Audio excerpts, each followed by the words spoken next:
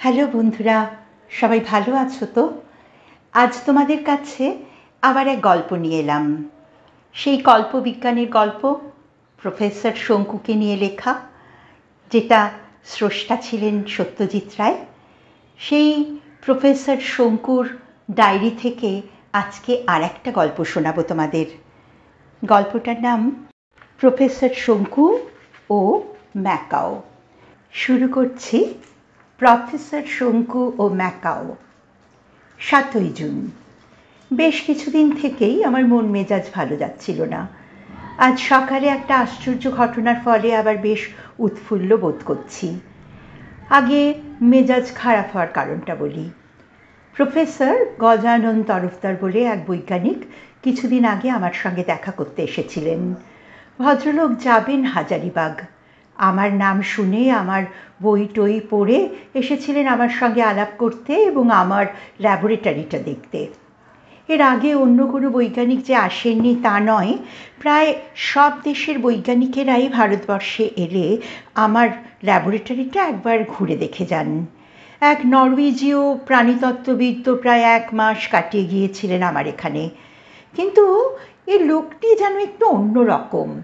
এর হাব ভাব যেন কেমন কেমন, বড্ড বেশি খুঁটিনাটি প্রশ্ন এবং চাহনিতে এমন একটা চঞ্চল এবং তীব্র ভাব যেন দৃষ্টি দিয়েই আমার গবেষণার সব কিছু রহস্য আয়ত্ত করে ফেলবেন। মৌলিক গবেষণা নিয়ে বৈজ্ঞানিকদের মধ্যে একটু রেষারেষি থাকতে বাধ্য।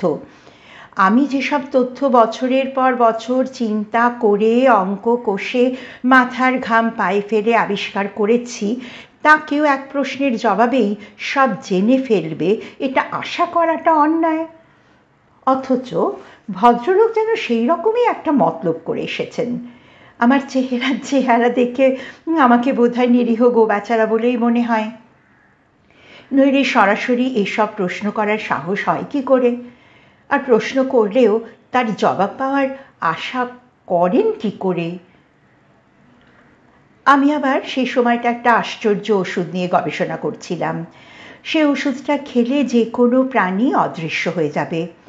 ওষুধে পুরো কাজ তখনও দিচ্ছিল না। যে গিনিপিগটার ওপর পরীক্ষা করছিলাম সেটা ওষুধ খাবার পর ঠিক ১৭ সেকেন্ডের জন্য একটা স্বচ্ছ ঝাপসা চেহারা নিচ্ছিল, সম্পূর্ণ অদৃশ্য হচ্ছিল না। কোনো উপাদানে একটু গণ্ডগোল ছিল এবং সেই কারণেই আমার মনটা উদ্বিগ্ন ছিল। আর সে সময় এলেন তরফদার মশাই। তার প্রশ্নবারের ঠেলা সামলাতে সেদিন আমার রীতিমতো বেগ পেতে হয়েছিল। আর সে কি বেয়ারা রকমের কৌতূহল! আর ওষুধপত্রের বোতল হাতে নিয়ে ছিপি খুলে শুঁকে না দেখা অবধি তার শান্তি নেই। তবে একটা জিনিস টের পেয়ে বেশ মজা লাগছিল। আমার নিজের তৈরি ওষুধের প্রায় একটিও প্রফেসর তরফদার চিনে উঠতে পারছিলেন না। অর্থাৎ সেগুলো কি কি জিনিস মিশিয়ে যে তৈরি হয়েছিল তা তিনি মোটেই আন্দাজ করতে পারছিলেন না। আমি অবশ্যই আমার খাতাপত্রগুলো তাঁকে ঘাঁটতে দিইনি। অর্থাৎ তার মধ্যেই অদৃশ্য হওয়ার ওষুধের ফর্মুলা এবং সেই সম্বন্ধে আমার গবেষণার যাবতীয় নোট ছিল। সেই খাতাটা আমি সব সময় চোখে চোখে রাখছিলাম। কথা বলতে বলতে হঠাৎ একটা রেজিস্ট্রারি চিঠি এসে পড়াতে এবং আমার চাকর প্রহ্লাদ বাড়িতে না থাকাতে আমাকে ২ মিনিটের জন্য উঠে বাইরে যেতে হয়েছিল। ফিরে এসে দেখি তরফদার খাতাটা খুলে আমার লেখা গোগ্রাসে গিলছেন। তাঁর হাবে ভাবে একটা অস্বাভাবিক উত্তেজনা। আমি তাঁর হাত থেকে খাতাটা ছিনিয়ে নেওয়ার অভদ্রতাটা করতে পারলাম না, কিন্তু তার পরিবর্তে বাধ্য হয়েই একটা মিথ্যের আশ্রয় নিতে হলো আমাকে। বললাম, দেখুন, আমি না এইমাত্র একটা চিঠি পেয়েছি, তাতে একটা বড় দুঃসংবাদ রয়েছে। আপনি যদি কিছু মনে না করেন, আজ আর আপনার সঙ্গে না কথা বলতে পারছি না। এরপরে আরও ২ দিন এসেছিলেন প্রফেসর তরফদার, কিন্তু আমার ল্যাবরেটরিতে তার প্রবেশ করা হয়নি। কারণ তিনি এসেছেন জেনেই আমি ল্যাবরেটরিতে তালা লাগিয়ে তাঁকে বৈঠকখানায় বসিয়েছি। ফলে দুবারই ভদ্রলোক চা খেয়ে ৫ মিনিট উসখুস করে আজে বাজে বকে বিদায় গ্রহণ করেছেন। তারপর কবে যে তিনি হাজারিবাগ ফিরে গেছেন জানি না। এই কদিন আগে বুধবার তাঁর কাছ থেকে একটা চিঠি পেয়েছি। সেই চিঠির মর্ম আমার মোটেই ভালো লাগেনি। তরফদার আমার গবেষণা সম্পর্কে একটা চাপা বিদ্রূপের সুরে লিখছেন যে তিনি আমার কাজে মোটেই ইমপ্রেসড হননি এবং তিনি নিজেই একটা অদৃশ্য হবার আশ্চর্য উপায় আবিষ্কার করতে চলেছেন। আমার আবিষ্কারের চেয়ে তার মূল্য নাকি অনেক বেশি। অল্প দিনের মধ্যেই নাকি তিনি এই আবিষ্কারের কথা প্রচার করে আমাকে টেক্কা দেবেন। আমি চিঠিটা পড়ে প্রথমে তো হেসেই উড়িয়ে দিচ্ছিলাম।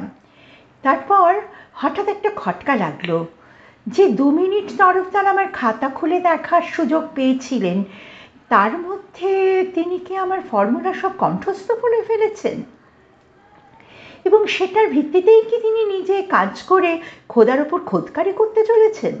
না, অসম্ভব। তরফদারের এমন ক্ষমতা আছে বলে আমার আদৌ বিশ্বাস হয় না, বরং তাঁকে আমার মোটামুটি সাধারণ স্তরের বৈজ্ঞানিক বলেই মনে হয়েছিল। তবুও চিঠিটা পড়ে আমার মেজাজটা কেমন জানি তেতো হয়ে গিয়েছিল। এমন সময় ঘটল এক আশ্চর্য ঘটনা, এবং সেটা ঘটেছে আজই সকালে। ভোর 6:30টায় উশ্রির ধারে বেরিয়ে এসে অভ্যাস মতো আমার বাগানের ফুল গাছগুলোকে দেখতে গেছি। এমন সময় পূব দিকের দেয়ালের গায়ে গোলঞ্চ গাছটার দিকে চাইতেই দেখি গাছের ডালে চোখ ঝলসানো রঙের খেলা।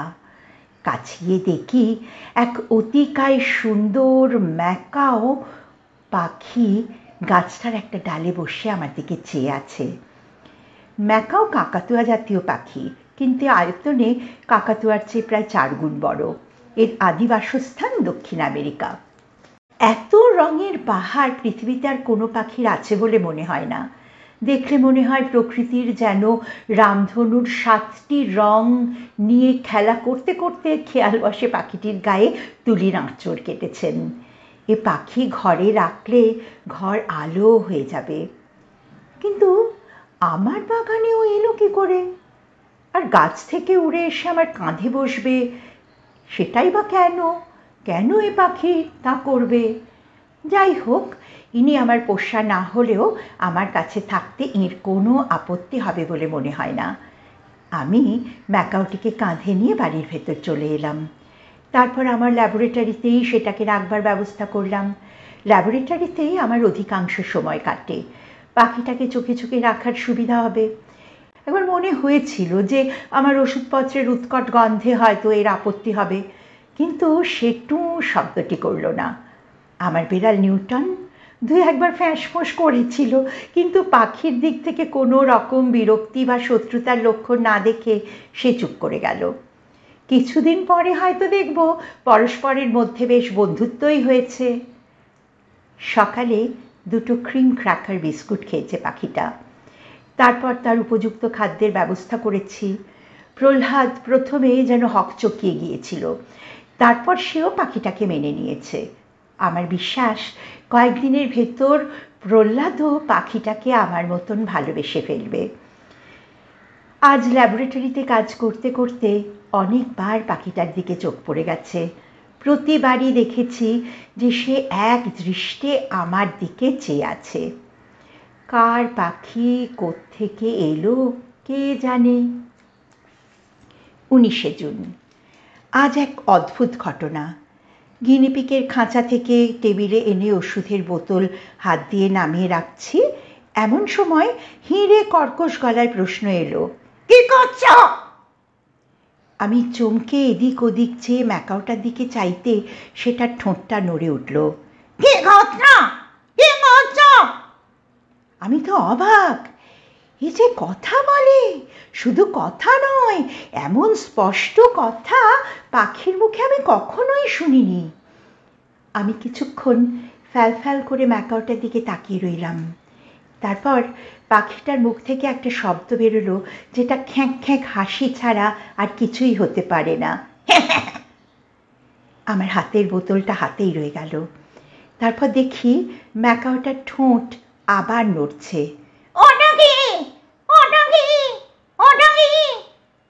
এবার আমার হাসির পালা।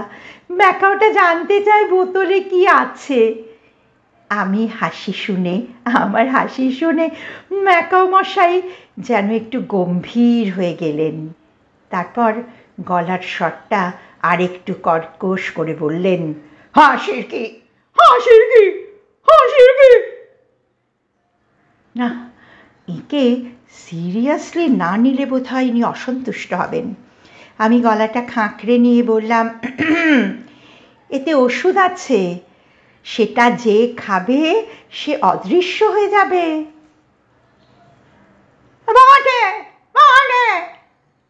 হ্যাঁ, এখন খেলে ঘন্টা 5 জন্য অদৃশ্য।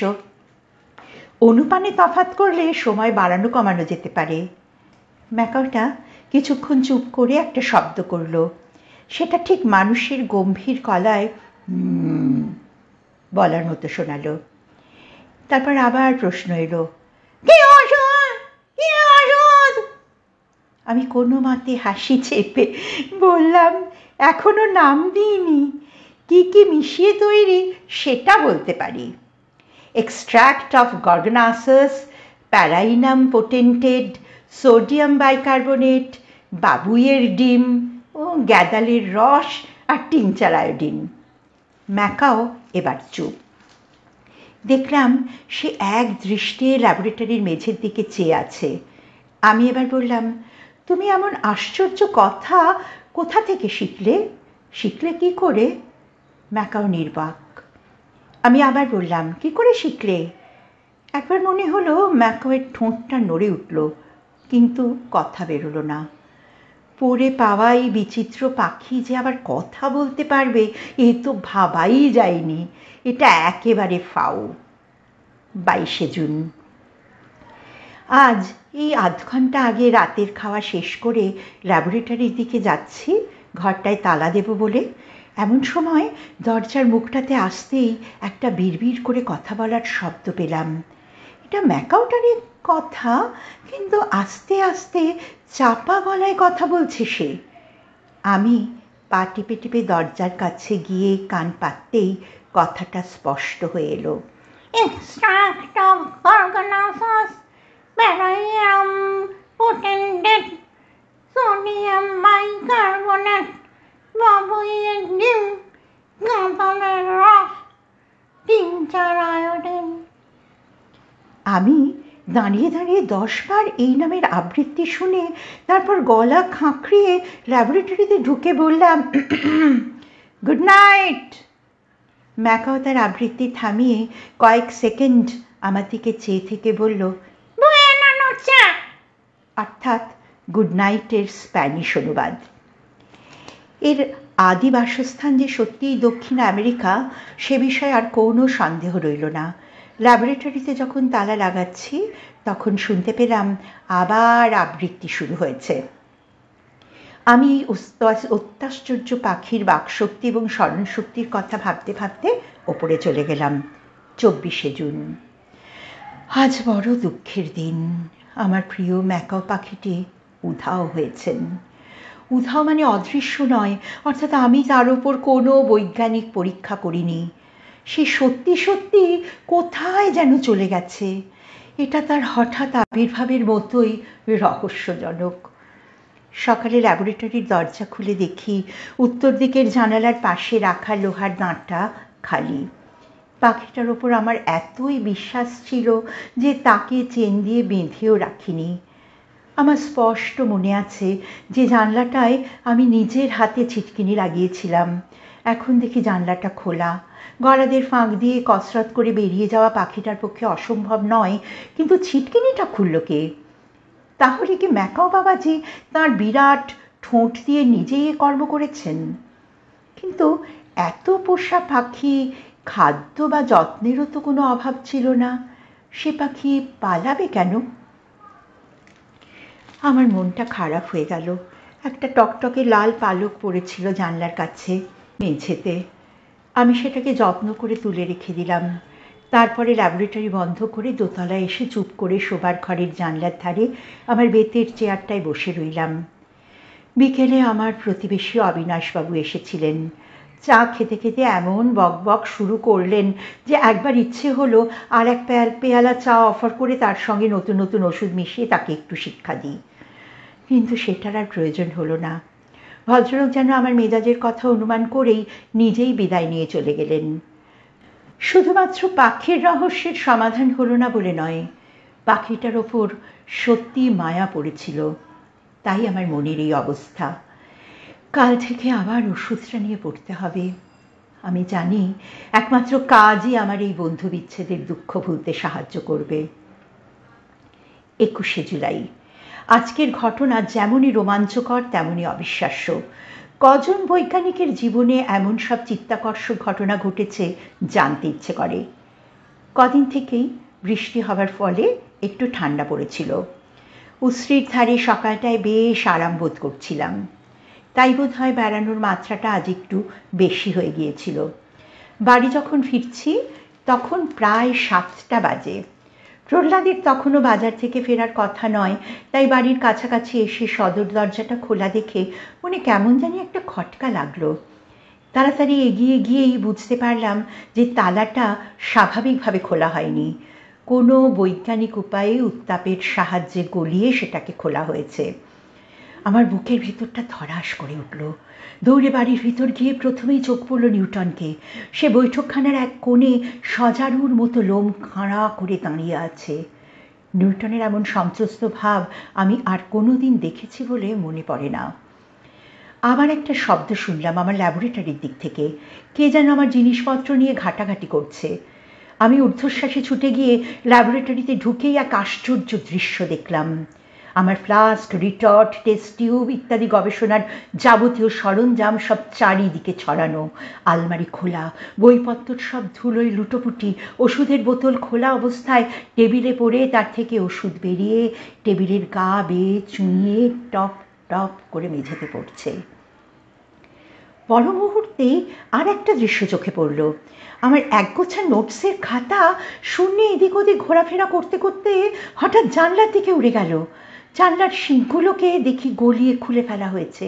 আমি কয়েক সেকেন্ড হতভম্ব হয়ে তারপরে সম্বিত ফিরে পেয়ে এক লাফে আমার জিনিসপত্র ডিঙিয়ে জানলার কাছে গিয়ে আমার খাতাগুলোর ওপর ঝাঁপিয়ে পড়লাম। তারপর এক বিচিত্র যুদ্ধ কোন এক অদৃশ্য ডাকাতের সঙ্গে চলল আমার ধস্তাধস্তি। লোকটা তেমন জোয়ান নয়, সে অদৃশ্য হওয়াতে তার সঙ্গে যুঝতে আমার বেশ বেগ পেতে হলো, কিন্তু আমিও ছাড়বার পাত্র নই। এই খাতাগুলোই আমার প্রাণ। এতে রয়েছে আমার 40 বছরের বৈজ্ঞানিক জীবনের সমস্ত ফলাফল। মরিয়া হয়ে শরীরের সমস্ত বল প্রয়োগ করে বেপরোয়া কিল, ঘুষি, লাথি মেরে খাতাগুলোকে উদ্ধার করবার পর মুহূর্তেই লোকটা জানলা দিয়ে টপকে বাইরের বাগানে গিয়ে পড়ল। আমি কোনো মতে জানলার কাছে গিয়ে মুখ বাড়িয়ে দেখি বাগানের ঘাসের ওপর দিয়ে একটা পায়ের ছাপ পাঁচিলের দিকে এগিয়ে চলেছে। তারপর কানে এলো এক পরিচিত পাখির কর্কশ কণ্ঠস্বর এবং ডানার ঝটপটানি। পূর্ব দিকের পাঁচিল বেয়ে উঠে তখন লোকটা পালাবার চেষ্টা করছে, কারণ পাঁচিলের গায়ের ফাটল থেকে যে অশ্বত্থের চারা বেরিয়েছিল সেটা চোখের সামনে ছিন্ন বিচ্ছিন্ন হয়ে গেল। আর সেই সময় শুনলাম এক মানুষের গলার আর্তনাদ। এ গলা আমার চেনা গলা, এ গলা প্রফেসর গজানন তরফদারের। অদৃশ্য ম্যাকাও অদৃশ্য প্রফেসরকে আক্রমণ করেছে। পাঁচিলের গা বেয়ে রক্তের ধারা নেমে আসছে বাগানের ঘাসের দিকে। তারপর শব্দ হলো ধুপ। প্রফেসর তরফদার পাঁচিল টপকে ওপাশের জমিতে পড়েছেন। তারপর সব শেষে পলায়মান পায়ের শব্দ। আমি জানলার পাশের চেয়ারটায় ক্লান্তভাবে বসে পড়লাম। বুকে হাত দিয়ে বুঝলাম হৃদস্পন্দন রীতিমতো বেড়ে গেছে। এইবারে একটা ঠং শব্দ শুনে মাথা তুলে দেখি ম্যাকাওয়ের দাঁতটা ঈষৎ কম্পমান। বাবাজি ফিরে এসেছেন। আমি ইংরেজিতে উত্তর দিলাম, গুড মর্নিং। ব্যাপার কি? সে তো দেখতেই পাচ্ছি, থুড়ি শুনতে পাচ্ছি।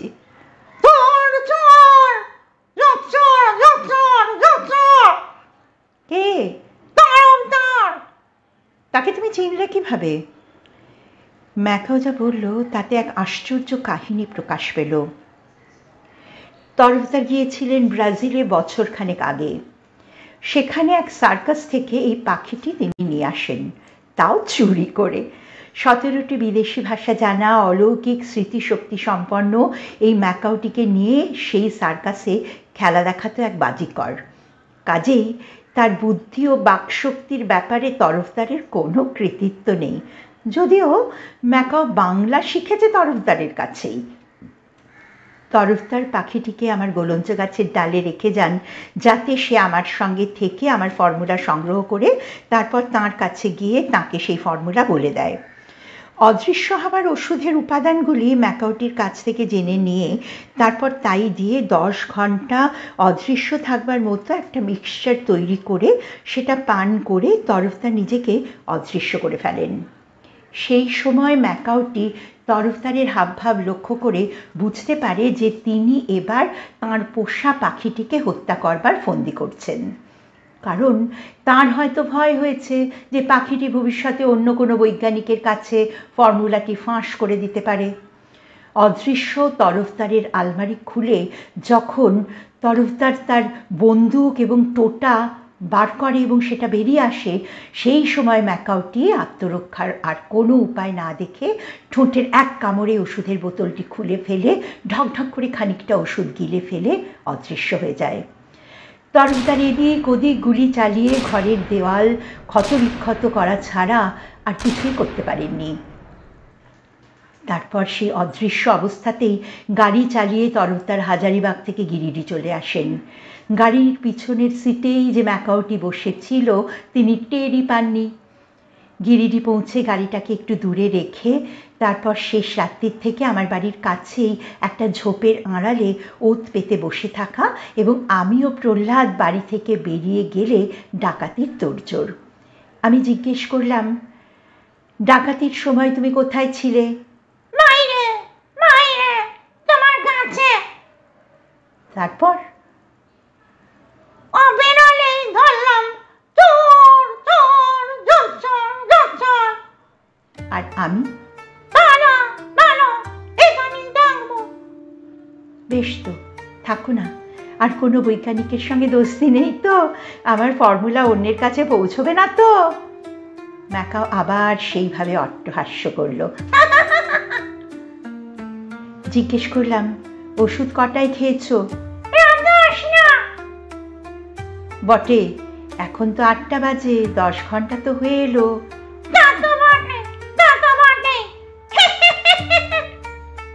সেই হাসির সঙ্গে সঙ্গেই দেখলাম আমার ঘরটা আস্তে আস্তে আলো হয়ে উঠল। সূর্যের আলো নয়, ম্যাকাওয়ের বহু বিচিত্র পালকের চোখ ঝলসানো রঙের আলোয় আমার ল্যাবরেটরির চেহারা ফিরে এলো। সেটা ফিরে গেল নতুনভাবে। আমি আমার খাতাগুলো ঝাড়তে ঝাড়তে চেয়ার থেকে উঠে পড়ে ম্যাকাওটার মাথায় হাত বুলিয়ে বললাম, থ্যাংক ইউ। ম্যাকাও বলল,